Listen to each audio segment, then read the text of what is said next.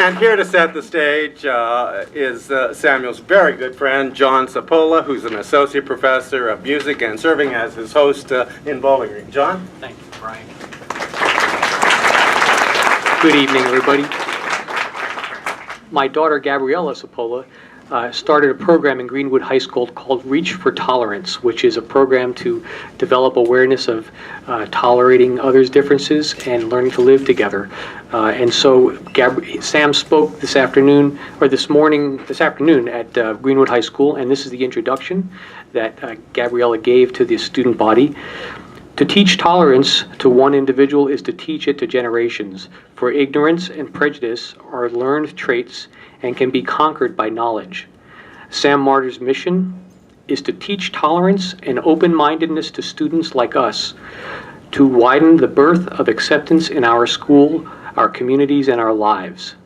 Sam has survived the Holocaust, the genocide of millions of Jews in Europe during Hitler's regime, and the final solution of creating a totally Aryan and Gentile race by exterminating the Jewish population. Some of what is said this evening will be difficult to hear. Some pictures may be graphic, but know that this is the consequence of intolerance, and that learning to be open-minded of race, religion, and common differences can mean a human life. Through this presentation, I ask you to reflect upon yourselves and open your minds to the reality of his words. Be kind and understanding in the knowledge that we are all different, that the acceptance of those differences can mean the world, and that together we can make a community void of the horrors that come with hatred. Mr. Samuel Marder.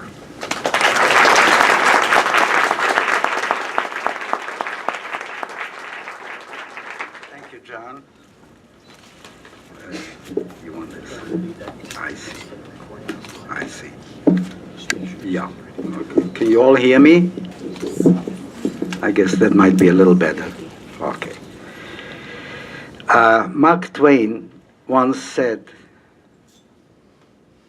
"It is by the goodness of God that in our country we have those three unspeakable precious things: freedom of speech, freedom of conscience, and the prudence never to practice them."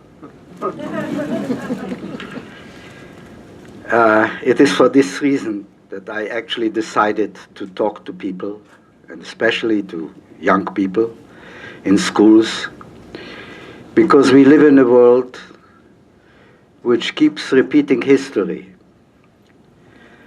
and I see no improvement. And part of the reason is that people don't speak up. When something is wrong, when there's evil going on anywhere in the world, there's no one to speak. There was no one to speak when I was suffering, so I decided to speak when other people are suffering now. It is all related. We all live in a very, very much related world. We are dependent on each other as human beings, and no matter what culture we live in, what background we come from, we are interrelated. I even sometimes feel, when I look at our cats in the house, we have 3 cats, and I look at them and I see how much interrelated we are with them. After all, we come from the same power. And as I get older, I see a closeness, a greater closeness between people, and even I feel a greater closeness to animals. Unfortunately, lately, the danger of prejudice has become so great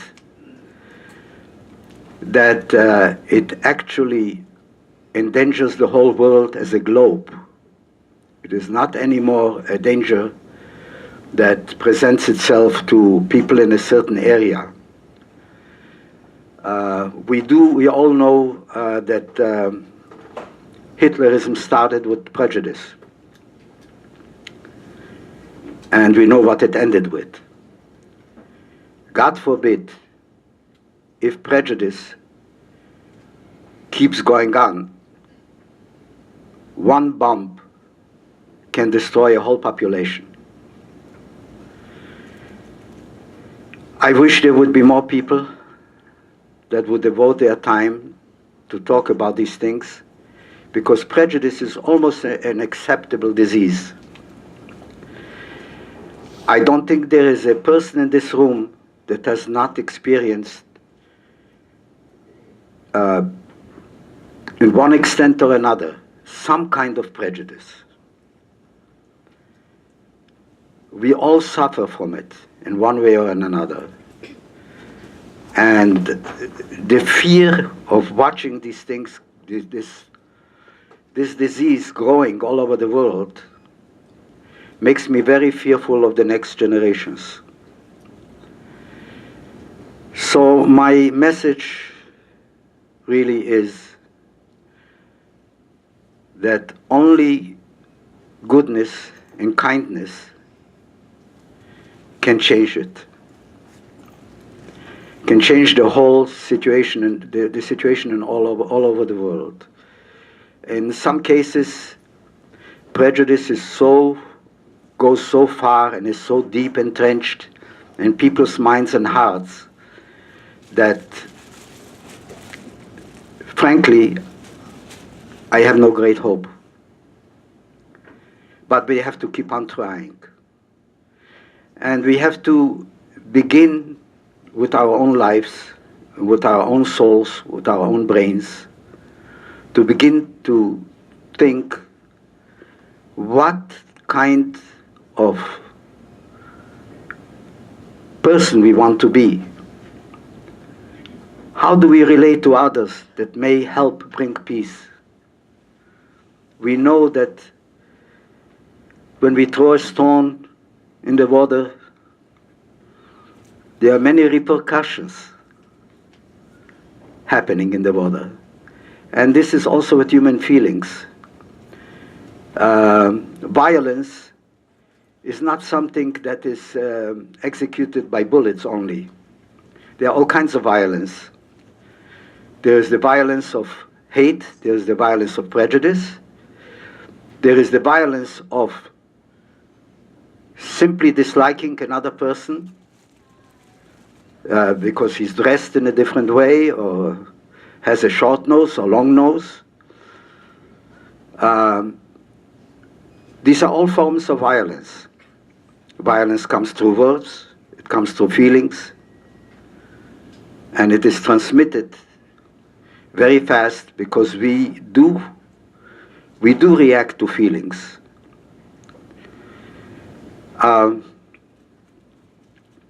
I don't have much time to talk about my experiences. We will have to be here a few years to listen to them. But I will just tell you a little, just give you a little picture, and you might get a little feeling about my background. My childhood was a very happy one. I was brought up in a Hasidic environment, closed up from the world, but a happy one. My first experience with prejudice was my first day of going to school, walking to school. And as I ventured out into the streets of my hometown, which I loved very much, it was a beautiful city, my first experience were stones thrown at me. And little boys from another school that belonged to a church somewhere got some education which I wish they would not have gotten. They called me Jesus killer and ran after me. One good thing came out of that: I became a very good runner.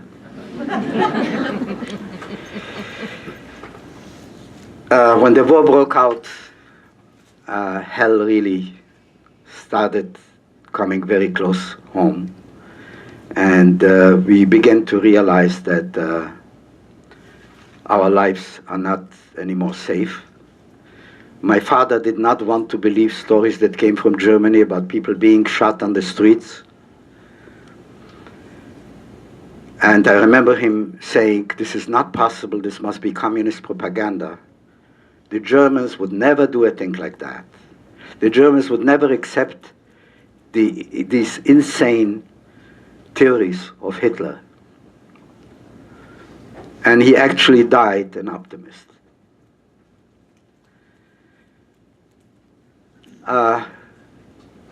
You heard a little bit about my being 3.5 years in a concentration camp. It was a small camp in which food was not given at all. No food was given. So we were just left to die. They didn't have to shoot us because people died right and left.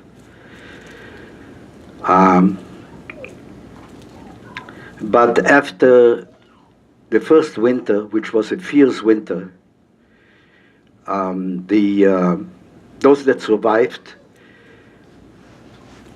managed to got ourselves out into the villages nearby, into the fields, and whatever we could grab, a potato that a peasant may have left, or a corn, we picked up. And this used to happen always in the dark of the night, because we did not want to be caught, obviously. The other tragedy was that if we were not caught, we could have been also reported by civilians. Because in the Ukraine, anti-Semitism is on a quite high level. And yet there were people who helped us. There were peasants who helped us, and if not for them, we would not have been alive today. A German friend of my father wanted to save us. They were friends for a long time, and my father refused. The reason I found out afterwards, there were two reasons. One was because he did not want to put his friend in danger, although our German friend knew that he was not in danger. He had it all covered. But still my father did not want to take a chance with his life. And the other reason why he refused to go with him was that he felt he did not want to be an exception. And he said, if everyone goes, my family and I should not be an exception. Obviously, it was a great mistake, because he did not make it. And at the end, maybe of the talk, I'll read to you a little poem that I wrote in memory of my father. Yeah. How do we do with time? You're fine. Good.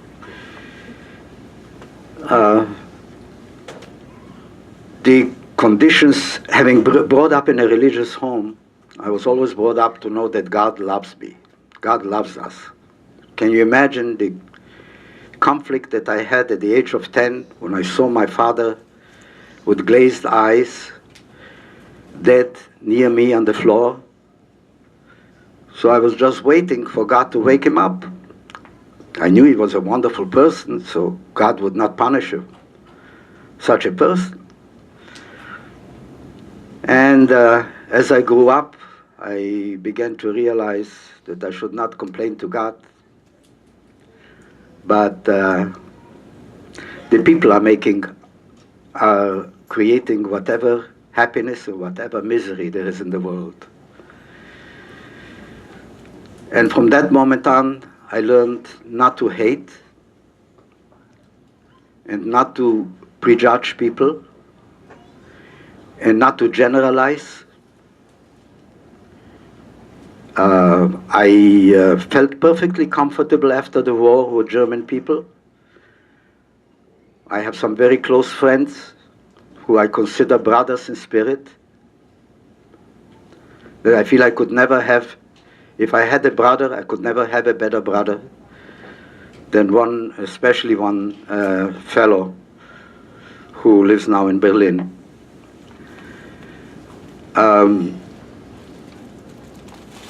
It's possible also because I was taught not to hate. After the war, we walked out into the streets, and there were thousands of German soldiers lying on the floor. And I can tell you that I felt absolutely no bad feelings toward them. I knew that they were criminals who were taught insane ideas, and that they were brothers or some sisters. They had mothers. They may have had daughters, sons, who are waiting for them to come home. And I never hated them. There is a Jewish concept that is a very beautiful concept, that when your enemy is down, don't celebrate. And I felt that way all my life, that compassion is a wonderful thing, and goodness to others is the only solution to the problem of the world.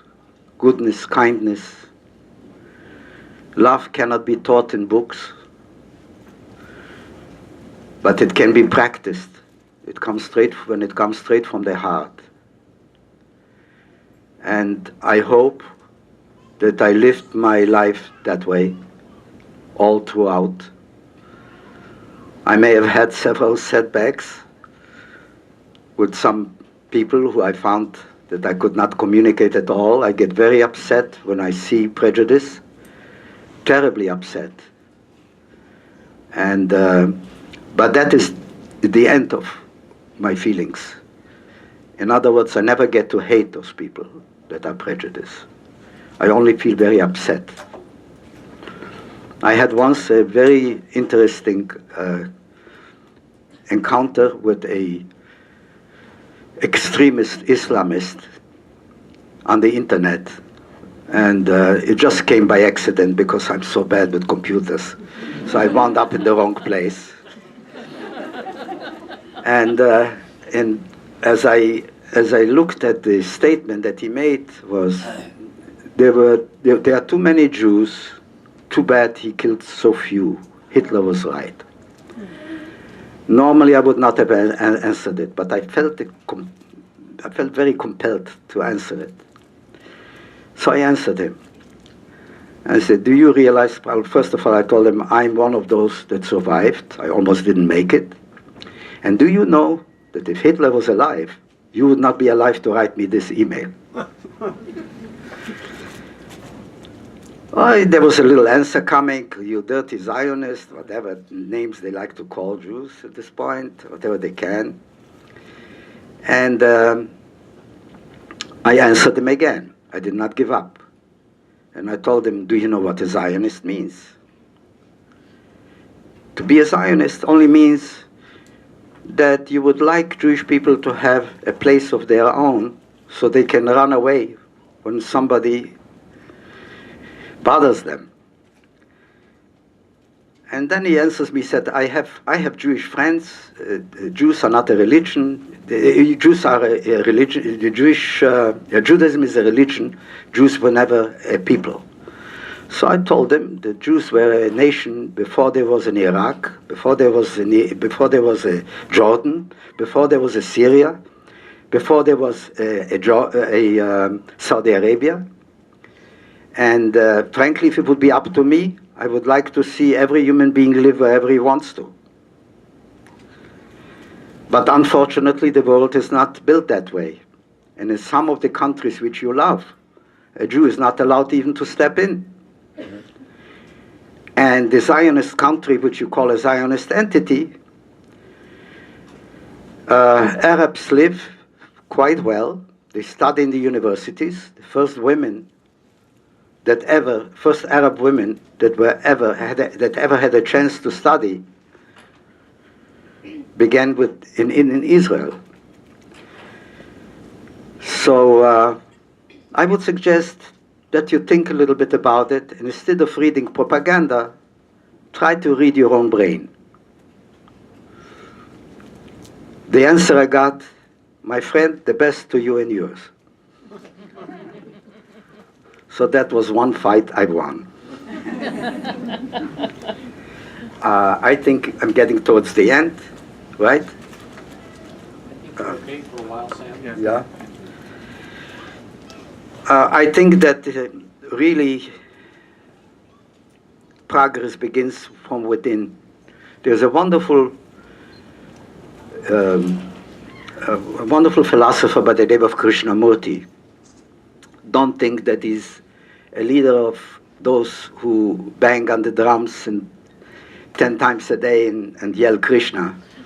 He's just the opposite. He does not believe in sticking to being attached to different cultures and all that. He feels that the best culture comes from within. And he says that the best way to improve your surroundings is to begin with ourselves.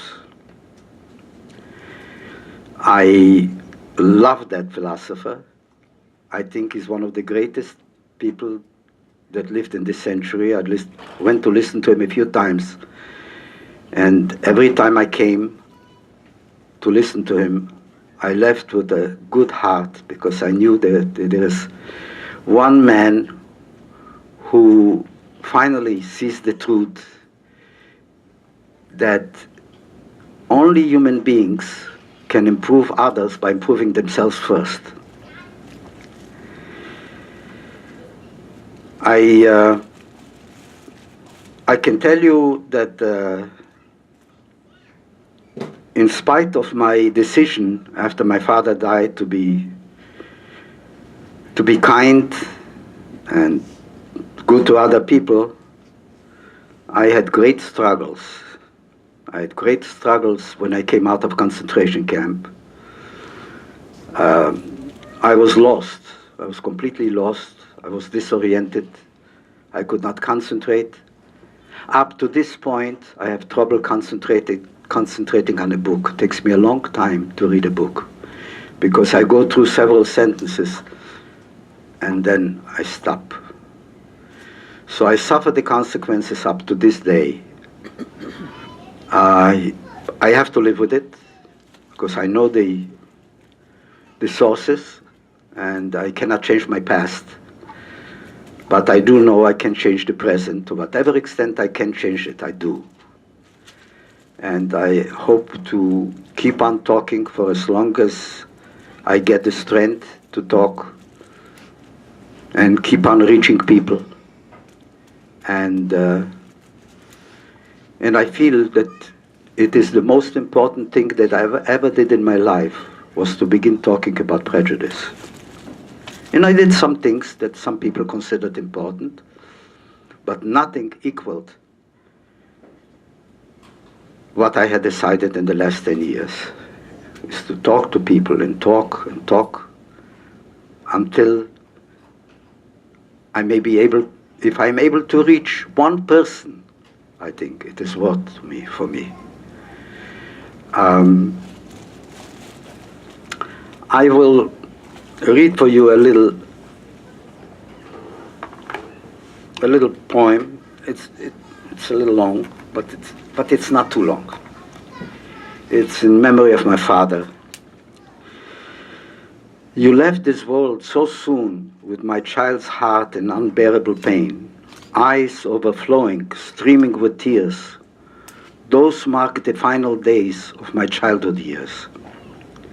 In that dark period of insanity's reign, the child in me could not comprehend how God, the God of mercy, let father's life so young, good and kind, so quickly and tragically end.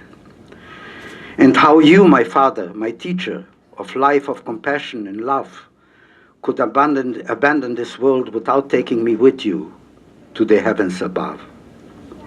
Our souls were so intertwined. Instead, you told me not to grieve. Hours after your tragic passing, your emaciated, lifeless body lay motionless next to me on the ground. I listened to your silent heart, hoping for a breath, a sound. That silence made me wait for my last breath to end the painful wounds. I fell into a sleep, far too deep, my mother said, to ever wake up. But suddenly you appeared. My pain had disappeared. Surrounded by an unearthly light, you appeared, your face agleam with a euphoric beam. Father is alive, Father is alive, I shouted with all my strength in that dream of my dreams. Don't be sad, my son, you said. Let your heart dismiss the bad. Don't spend your strength on sadness, sorrow. A new life for you is in store in the not distant morrow. Your hand touched my quivering lips. Here, reassuringly, you said, taste this. A tiny piece of matzah it is. It will lighten your weight, lessen your fears. Tasting it, my eyes opened. Your luminous presence suddenly disappeared.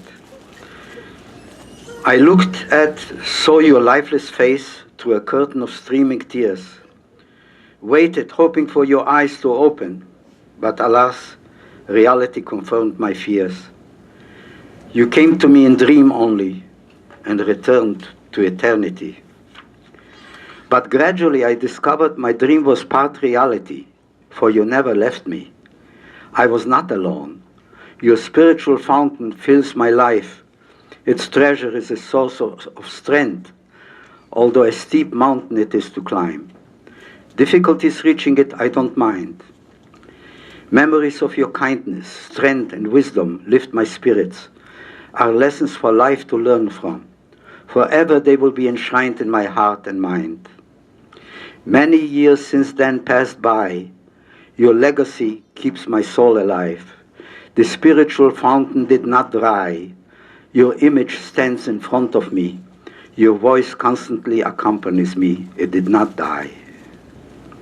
It vibrates my heart's strings. Its sound is life and as clear as in the dream when you appeared, and will accompany me into eternity. Through hours of despondency, sadness, gloom, and fears, my guiding light you'll always remain, until our souls unite again in that forever peaceful world, a world without tears. I'm wondering if that has helped you cope with it in a better way, coming and speaking to... No, as a matter of fact, I started speaking when I stopped getting nightmares. I did not want to talk before. First of all, I was too busy getting used to a normal life. It took me a long time to feel normal again. And I realized that if I had thought about my background, about my past, I would not survive. I would wind up in an institution. I had to go on with life, so I didn't want to think about it. But then later, I felt that I was able to afford to start thinking about it and remembering it. Many things were buried in the back of my mind. So at this point, I feel I can talk about it already. And I talk about it without hate and without generalizing and without hating every German I meet or any other anti-Semite that I might meet, or even anyone that might hate me from any other, any member of other religion or nationality. I harbor no hate. And maybe on that note, we'll draw this to a close. I know you want you to join, I hope you'll join me in thanking Samuel Marder.